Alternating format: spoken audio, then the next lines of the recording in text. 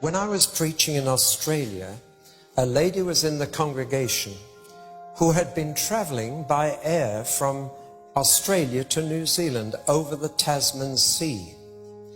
And halfway across to New Zealand, they had run into a violent electrical storm, and the clouds seemed to be on fire with lightning all around the aircraft. And she was quite frightened.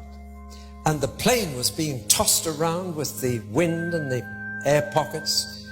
And the passengers panicked, and they were screaming. They were holding on to each other. I think they all thought the plane would break up and they would all die.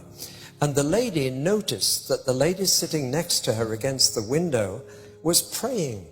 Well, anybody would pray in that situation. But she said to her, "Excuse me, but are you a Christian?"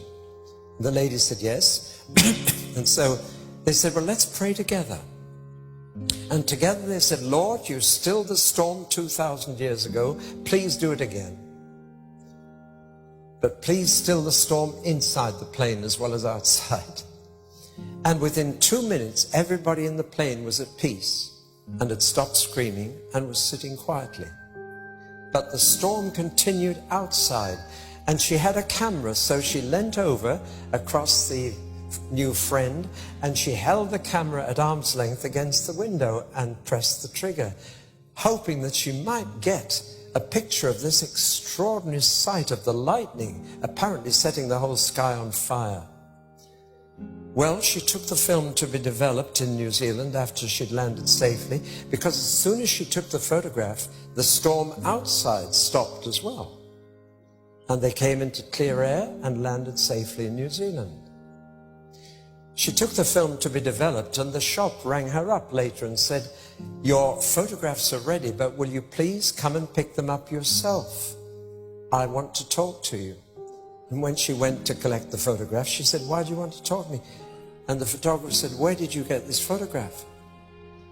And she told how she'd held the camera against the window of the plane and how the storm had stopped as soon as she took the photograph.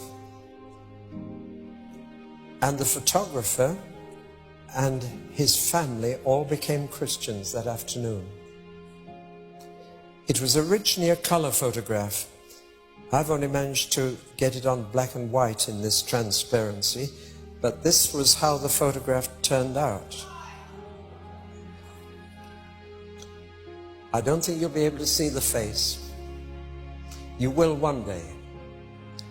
But that was what the camera saw. She didn't. A figure in perfect peace, in control of the situation. I have only once in my life had the sheer privilege of having a vision of Jesus. I saw him. I can't describe his face to this day. But just to know that he was there and he was real. But one day we shall see him, and see his face, and we shall be like him, for we shall see him as he is. Well, John had that vision, but it was frightening, as I told you last night. He fell in a dead faint, and a well-known voice said, "Don't be afraid. I was dead, and now I am alive forevermore."